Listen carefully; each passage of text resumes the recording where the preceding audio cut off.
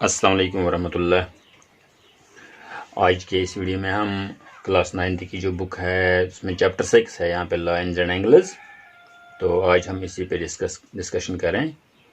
तो lines and angles हम इस बारे में पहले से कुछ जानते हैं। Lines and angles we are possessing the previous knowledge about this lines and angles. So what to do today. एक बात यहाँ पे आप याद रखिए, एज पर यूक्लिड वो कह रहा है हमें कि जो लाइन होती है, अगर हम आप इसको ड्रा भी करें तो it is made up of points, we know it. And Euclid कह रहा है हमें इस लाइन के बारे में, it is having breadthless length. इसकी लेंथ ही होती है और इसकी ब्रेडथ नहीं होती है। It is having breadthless length. तो लाइन की ब्रेडथलेस लेंथ होती है।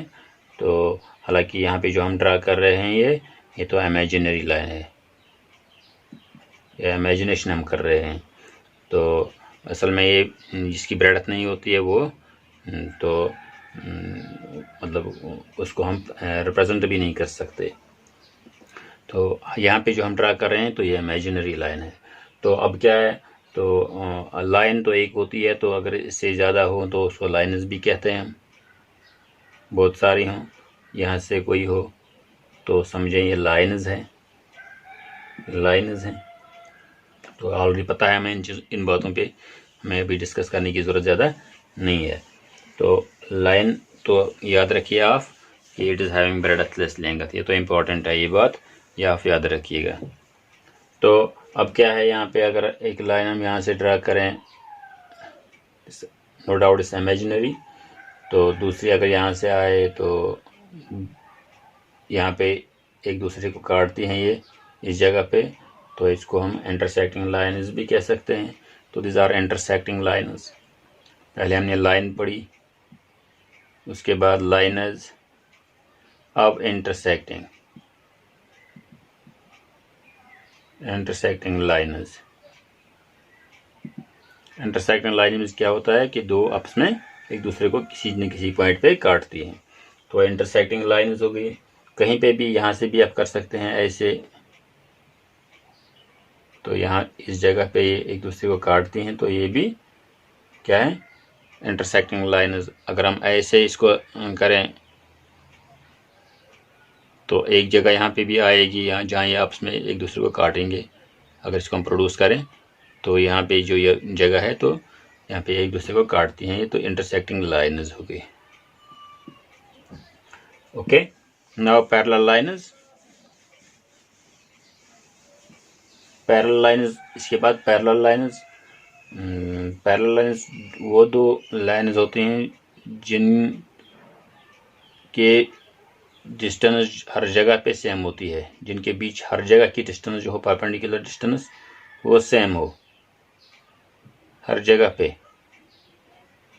यहाँ भी आप चेक करें तो हर जगह सेम होनी चाहिए distance in between them. So this are parallel lines. अगर इसमें और एक बात भी इम्पॉर्टेंट है, अगर हम इनको हम प्रोड्यूस भी करें, आगे बढ़ाएं, किसी जगह ये एक दूसरे को इंटरसेक्ट नहीं करनी चाहिए। तो ये तो पैरेलल लाइन्स हैं, मुतवाज़ी खतूत। तो इसके बाद हम थोड़ा एंगल पे भी बात करें। तो लाइन्स के बारे में थोड़ी सी जानकारी यहाँ पे आपको मिल गई। तो लाइन्स, तो इंटरसेक्टिंग लाइन्स, पैरेलल लाइन्स। तो एक बात आप पैरेलल लाइन्स में और एक याद रखिए, मैं भूल गया था यहाँ पे। तो यहाँ पे अगर और एक लाइन आ जाती है ऐसे, तो this is suppose L, this is M and this is P, suppose call them as these are the parallel lines, and this is one more cutting across the parallels, which cuts across the parallels। ये इनको काटती है parallels को, तो इसको हम transversal भी कहते हैं, ट्रांसवर्सल। या आप याद रखिएगा, ये ऐसे भी हो सकती है। अगर दो पैरेलल लाइन्स यहाँ पे हैं तो ऐसे भी आप ये इसको भी हम ट्रांसवर्सल लिखा है, इसको काटते हैं यहाँ पे पैरेलल्स को, ट्रांसवर्सल। या इस तरीके से भी हो सकती है, इस तरीके से भी। तो ये तो पैरेलल, ये तो ट्रांसवर्सल के बारे में मैं भूल गया था। तो उसके बाद जो यहाँ पे एंगल्स, हालांकि आपको पता है हम डिग्री में मेजर करते हैं एंगल, लेकिन असल में इसका जो ऐसा यूनिट है वो है रेडियन। तो हम असली में इसको रेडियन में मेजर करते हैं। असल में है क्या एंगल, तो अगर हम यहाँ से यहाँ चलें, इस पॉइंट से ए से बी तक जाएं, तो डिस्प्लेसमेंट तो होती है, यहाँ जाते हैं। तो अगर हम अपनी जगह ए पे ही रहें और अपनी जगह पे रोटेट करें, तो ये भी एक किस्म की मोमेंट होती है। तो यही मेजर करने के लिए हम इसको एंगल कहते हैं। तो ये अमाउंट ऑफ रोटेशन, कितना कोई मुड़ा, रोटेट कितना हुआ, तो इसको हम एंगल भी कहते हैं। जैसे कि हमारा हाथ जो है ये तो अपनी जगह पे रह के रोटेट करता है। यहाँ पे बाजू, यहाँ पे देख लीजिए आप, तो हर जगह आप देखें तो रोटेशन भी होती है और डिस्प्लेसमेंट भी हो सकती है। तो एंगल इसी का नाम है। हम मेजर करते हैं कितना कोई चीज़ रोटेट किया, तो उसको हम एंगल कहते हैं। फिर से अमाउंट ऑफ रोटेशन। तो एंगल्स के भी फिर किस्म है, आपको पता है वो सब। अब ज़ीरो एंगल क्या होता है, एक्यूट, ऑब्ट्यूज, राइट एंगल जो होता है ऑब्ट्यूज होता है, फिर स्ट्रेट एंगल होता है, फिर रिफ्लेक्स एंगल और कंप्लीट एंगल। तो ये एंगल्स की अक़साम है। लेकिन आज जो हम पढ़े हैं यहाँ पे वो है पेयर ऑफ एंगल्स। ये तो इम्पॉर्टेंट है इस 9th क्लास में, पेयर ऑफ एंगल्स। तो पेयर ऑफ एंगल्स हमने यहाँ पे पढ़ने हैं। तो इसमें क्या क्या पढ़ना है हमने पहले, तो इसमें हम पहले पढ़े हैं कि जो कंप्लीमेंट्री एंगल्स है। सपोज यहाँ पे एक हम लें, ये एक रे यहाँ से है, इसको भी यहाँ पे, और दूसरी रे यहाँ से है इस जगह पे, जो ये यहाँ पे अगर हम ओ ए इस पॉइंट को याद रखें, ओ बी, तो ये यहाँ पे जो एंगल बनता है इस पॉइंट पे, इस जगह पे, इसको हम एंगल कहते हैं, ऑलरेडी पता है हमें। तो अगर हम पेयर ऑफ एंगल्स पढ़ने हैं, अगर हम 2 हिस्से करें, इसका नाम यहाँ सी रखें, और अब ये एंगल प्लस ये एंगल, अगर इसका हम एक्स रखें, इसका रखें वाई, तो एक्स प्लस वाई 2 एंगल्स हैं, एक्स प्लस वाई तो फिर इसी के बराबर आते हैं। तो X plus Y equal to 90 degree, यहाँ पे 90 डिग्री था। तो एक्स प्लस वाई, तो इनको हम कंप्लीमेंट्री एंगल्स कहते हैं।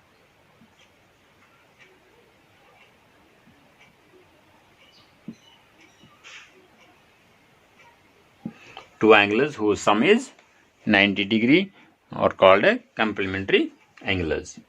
ये तो यहाँ पे कंप्लीमेंट्री एंगल्स, अगर एक पता होगा तो हम दूसरा आसानी से निकाल सकते हैं। अगर एक एंगल 20 के बराबर है तो इसका कंप्लीमेंट्री एंगल क्या होना चाहिए वो हम निकाल सकते हैं। सपोज 70 इक्वल टू 90, तो एक दिया हुआ है, दूसरा हम आसानी से निकाल पाएंगे। तो ये तो कंप्लीमेंट्री एंगल। इसके बाद यहाँ पे सप्लीमेंट्री एंगल्स।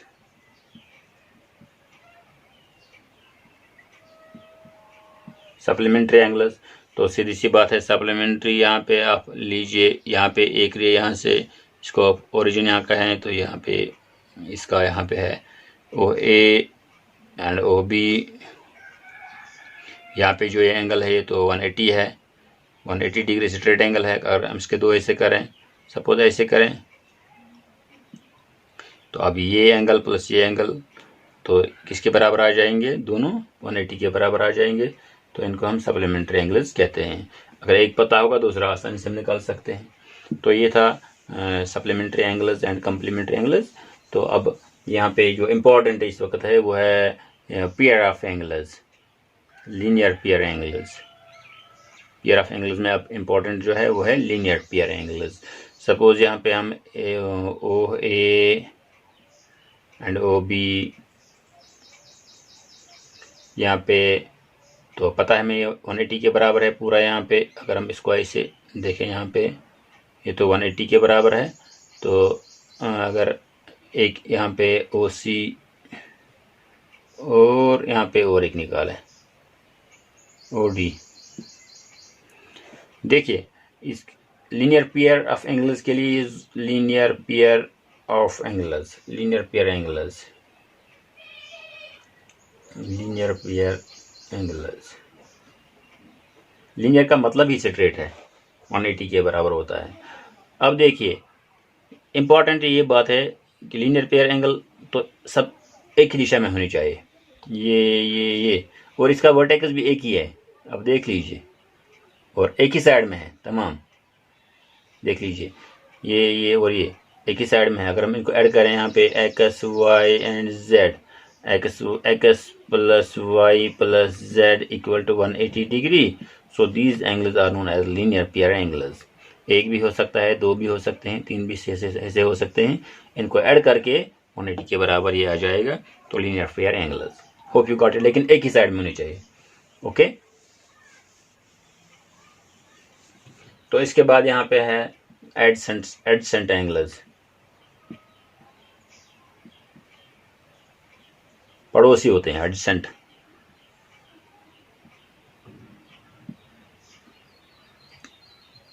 यहाँ पे भी कर सकते हैं आप, ये और ये एडसेंट भी है, ऐसे भी कर सकते हैं आप।